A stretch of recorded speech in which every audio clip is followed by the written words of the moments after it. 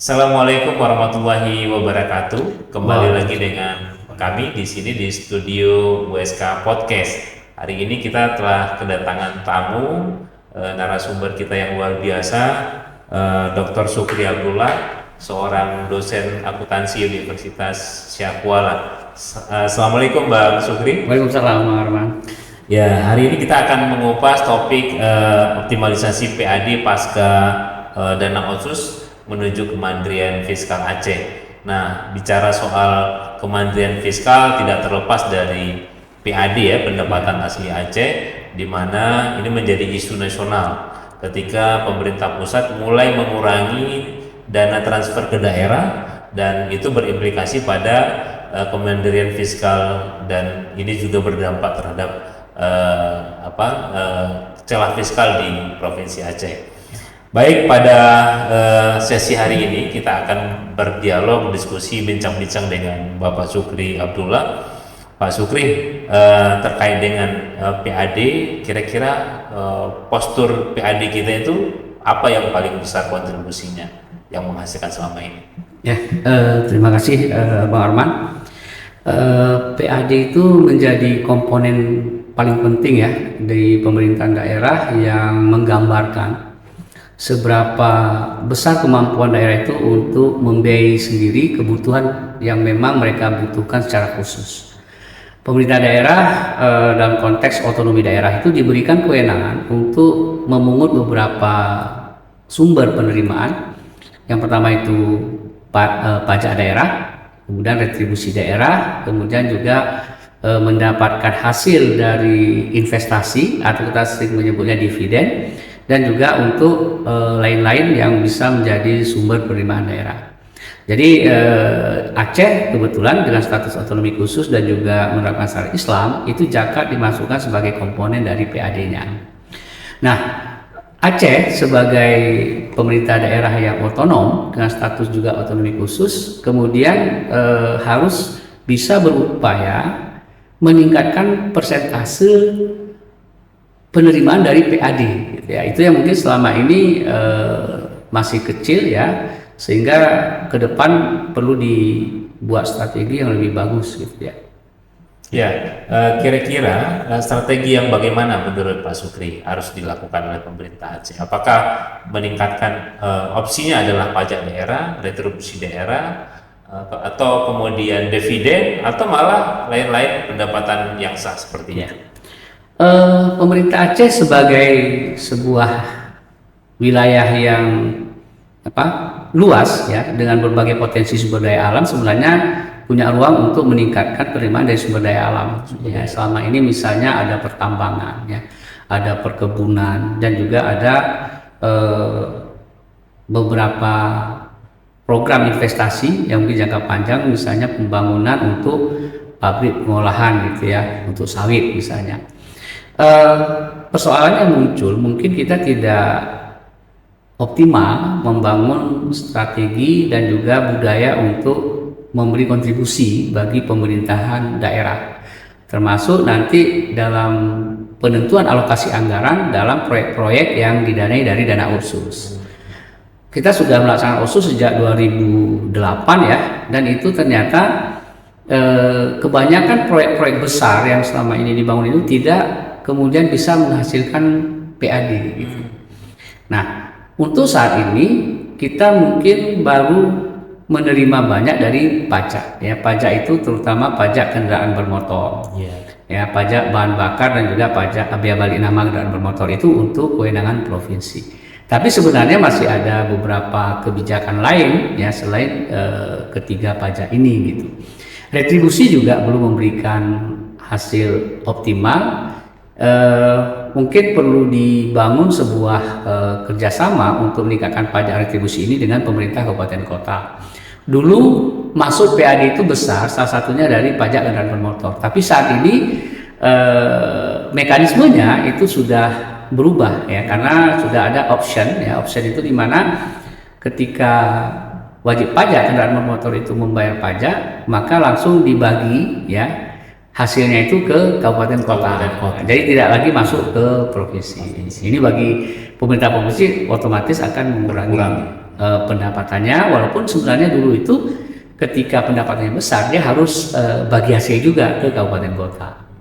Nah, kalau retribusi kira-kira apa yang perlu ditingkatkan oleh? Retribusi itu secara definisi kan sebenarnya berhubungan dengan bagaimana pemerintah daerah itu memberikan pelayanan. Ya. Orang yang bayar retribusi adalah orang yang sudah menerima pelayanan itu. Betul. Misalnya salah satu bentuk retribusi adalah sewa. Ya, kita punya banyak gedung, ya, kemudian bisa menghasilkan penerimaan dari sewa gedung. Kita punya banyak lapangan, bisa kita kerjasamakan, nanti orang bayar sewa lapangan gitu ya.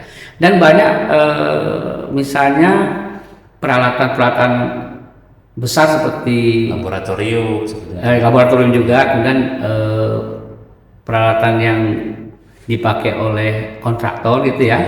Sehingga administrasinya atau pemanfaatannya itu mungkin harus dioptimalkan. Persoalannya kan kemudian kita selama ini tidak banyak invest di situ, ya, sehingga tidak bisa menunjang usaha untuk menambah penerimaan dari retribusi. Lalu yang menarik sebenarnya juga terkait dengan struktur PAD Aceh itu, pendapatan asli Aceh atau PAA itu, ketika Baitul Mal itu juga memberikan sumbangan yang cukup besar, secara total lumayan besar, tetapi kemudian pada akhir tahun ada yang tersisa, sehingga kemudian ketika kita lihat struktur anggaran Aceh itu di realisasinya silpanya jadi besar. Padahal silpa ini sebenarnya dari Baitul Malnya gitu ya, karena di situ ada zakat, ada infak di situ. Ke depan insya Allah kita akan masukkan wakaf juga. Gitu. Maka ke depan mungkin mekanisme untuk pengelolaan pendapatan asli daerah yang berasal dari zakat dan infak itu mungkin nanti akan lebih maju ya, lebih baik, sehingga nanti mungkin porsinya menjadi lebih besar dalam PAD itu. Nah, tadi kan bicara soal pengelolaan aset nih, ya, Bang Sukri. Tentu tidak bisa kita gunakan secara optimal apabila sistem pendataan itu belum dilakukan secara baik. Nah, kira-kira tantangannya di mana nih, Pak Sukri? Aceh punya sejarah panjang ya dengan aset itu ya, termasuk ketika ada bencana tsunami, lalu hikmahnya sebenarnya adalah pemerintah Aceh dan kabupaten kota yang ada di Aceh itu mendapat banyak sokongan ya, dana dan juga diberikan aset gitu ya. Nah, beberapa hasil dari sokongan tersebut itu kan kemudian terwujud dalam bentuk bangunan-bangunan. Tetapi bangunan ini beberapa diantaranya kan terbengkelai yang tersebar di seluruh wilayah Aceh. Setiap kabupaten itu kalau kita cek gitu ya, itu paling tidak punya satu atau dua bangunan besar yang tidak terurus gitu ya. Kenapa? Karena ada masalah dalam serah terimanya. Di beberapa daerah ada aset pemerintah Aceh yang tidak diterima oleh daerahnya karena dianggap tidak sesuai dengan kebutuhan mereka ya. Atau kemudian mereka merasa tidak terlibat di dalam proses pengadaannya sehingga kemudian menjadi terbengkelai gitu. Nah, di dalam laporan keuangan pemerintah Aceh sendiri itu masih ada data itu, masih tercatat sehingga bisa kita katakan banyak sebenarnya yang perlu dihapus gitu ya, sehingga tidak overstate gitu ya, laporan keuangan itu tidak mencantumkan aset terlalu besar sementara sebenarnya nggak ada manfaatnya juga, tidak fungsional. Di sisi lain ada beberapa aset besar yang mungkin pengelolaannya tidak optimal gitu ya. Kita tidak punya program atau strategi bagaimana memanfaatkan aset ini secara optimal sehingga kemudian bisa menghasilkan pendapatan. Ada beberapa daerah yang mungkin ingin ya aset pemerintah provinsi yang ada di daerah itu diserahkan ke mereka karena mereka melihat prospek untuk menghasilkan pendapatan itu lumayan. Tapi provinsi sepertinya belum memberikan penjelasan terkait dengan perlu tidaknya atau boleh tidaknya aset itu diserahkan kepada pemerintah daerah. Ini kan akan berkaitan juga dengan biaya pemeliharaan, kemudian operasionalnya juga gitu. Tapi kalau kita ingin menghasilkan PAD dari pemanfaatan atau penggunaan aset-aset yang memang masih dalam pengelolaan provinsi, maka mau tidak mau ke depan perlu kita data ya asetnya, keberadaannya, kemudian nilainya, dan juga potensi yang ada di masing-masing aset itu gitu. Soal skema pengelolaan aset nih Bang Sukri, apakah memang memungkinkan kalau pemerintah Aceh kemudian menggandeng pihak ketiga dalam rangka untuk meningkatkan dan pengelolaan asetnya supaya lebih marketable dan menghasilkan nilai yang lebih besar? Ya, harusnya seperti itu gitu ya. Jadi pemerintah daerah ya, pemerintah Aceh itu bisa membuat kerjasama dengan pengusaha yang nantinya akan ada skema perjanjian bagaimana operasionalnya, lalu kemudian bagaimana bagi hasilnya gitu. Dan ini tentu tidak hanya sebatas itu, karena setiap aset yang dikelola oleh swasta itu pasti akan menghasilkan keuntungan bagi mereka. Kalau mereka nggak dapat keuntungan, mereka nggak akan mau, sebenarnya kan begitu. Tetapi bagi pemerintah Aceh semata-mata bukan hanya dapat keuntungan sebenarnya, tapi juga ada komitmen lain yang juga bisa dibangun dengan pihak swasta, itu misalnya pemberdayaan masyarakat sekitar atau UMKM, atau mungkin ada jalur-jalur lain yang bisa dikerjasamakan misalnya dengan kabupaten kota atau bahkan pemerintah desa. Bisnis itu tentu tidak terlepas dari kewenangan pemerintah. Ya, pemerintah daerah itu bisa menerbitkan regulasi yang membuat pelaku bisnis itu merasa nyaman, ya, merasa terlindungi, dan juga tidak ada lagi hal-hal yang di luar kontrol mereka gitu. Karena kadang-kadang ada pungutan-pungutan misalnya atau hal-hal yang harus mereka bayar lagi, padahal sebenarnya di awal itu tidak pernah disampaikan. Jadi kepercayaan mereka terhadap kepastian, ya, itu juga penting dijaga oleh pemerintah daerah. Saat ini pemerintah pusat sendiri sudah punya beberapa program yang sebenarnya bagi pemerintah provinsi itu bisa meningkatkan aktivitas ekonomi yang ujung-ujung nanti bisa meningkatkan PAD. Yang pertama itu MBG ya, makan bergizi gratis itu kan sebenarnya punya daya ungkit luar biasa terhadap pertumbuhan ekonomi, terutama masyarakat bawah lah. Misalnya saja untuk sayur gitu ya, saya kebetulan tetangga saya itu ada nanam kangkung sama bayam gitu, itu kalau kita beli nggak bisa lagi gitu. Kenapa? Karena mereka sudah kontrak sama MBG itu gitu. Jadi secara nggak langsung mereka punya kepastian bahwa barang yang mereka produksi itu akan ditampung gitu. Kemudian juga misalnya kebutuhan akan telur gitu ya, telur itu ternyata kita masih banyak yang dipasok dari luar, dari Medan misalnya. Artinya apa? Kita belum mendukung adanya produsen telur gitu ya untuk kebutuhan yang memang selalu ada gitu. Nah, jadi pemerintah provinsi sebenarnya bisa memanfaatkan itu.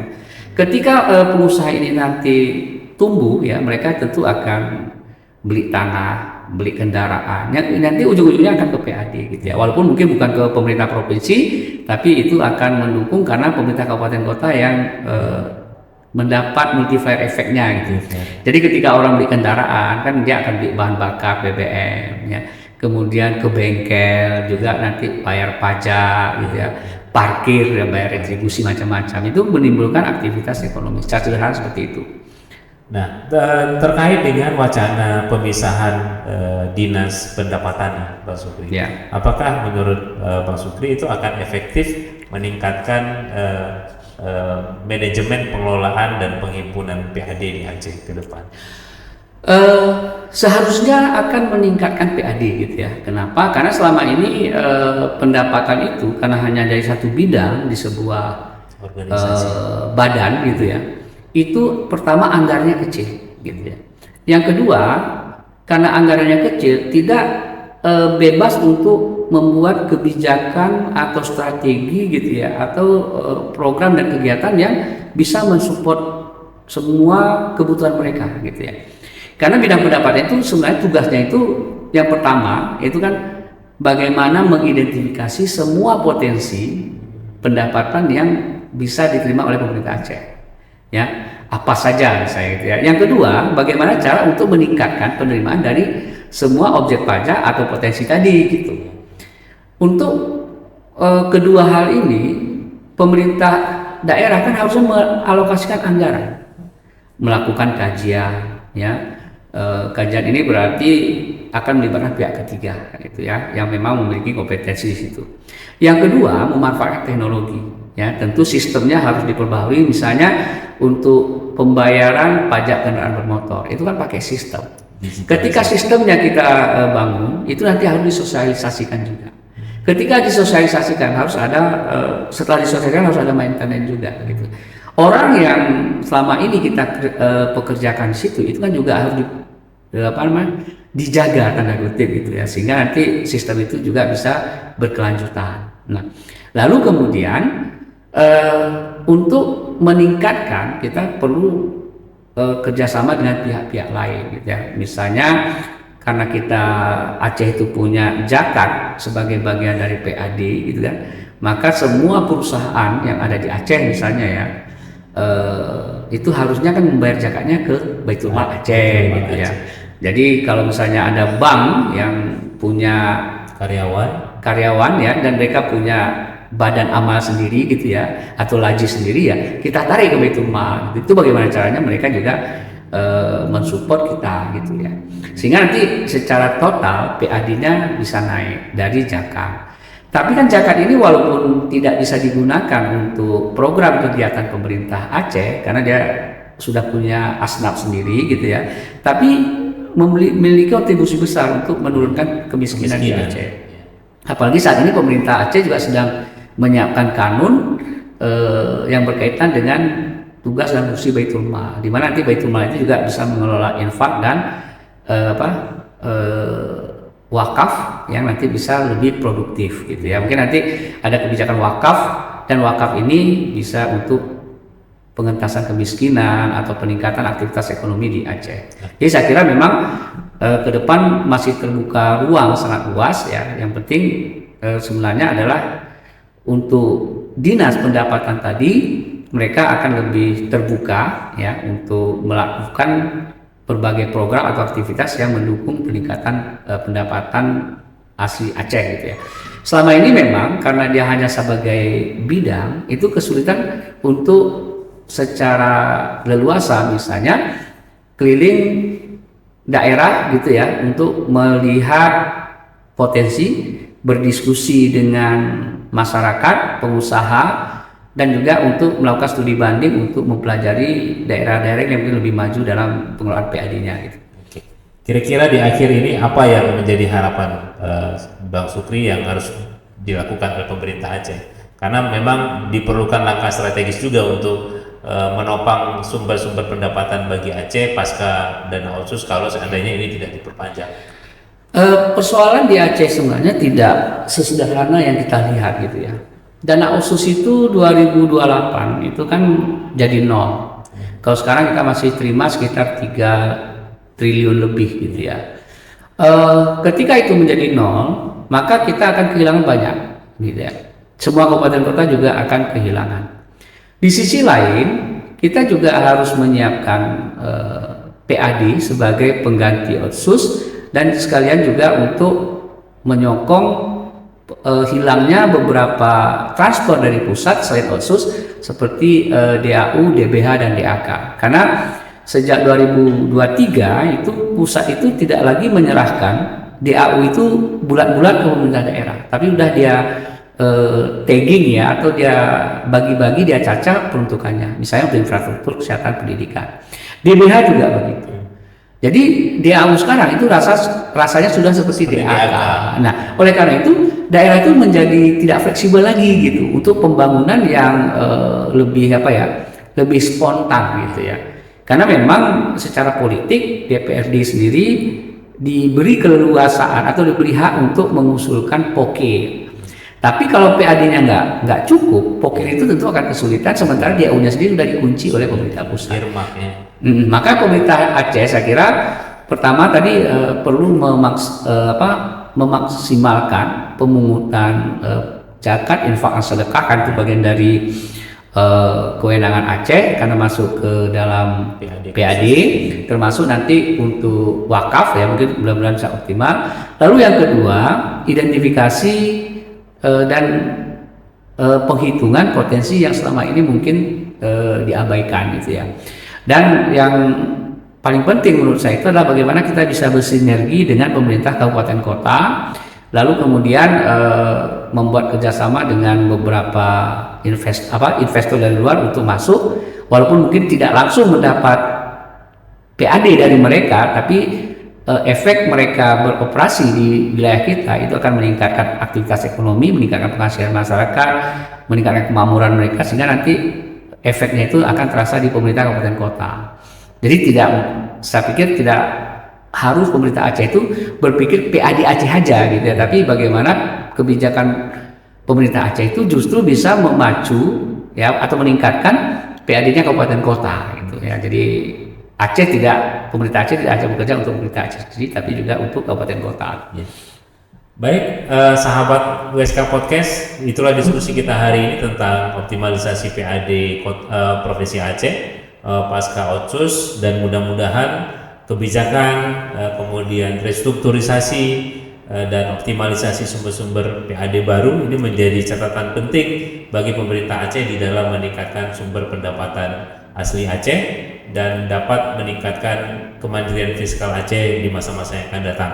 Demikian diskusi kita pada hari ini. Atas atensi dan perhatiannya kami ucapkan terima kasih. Salam WSK Podcast.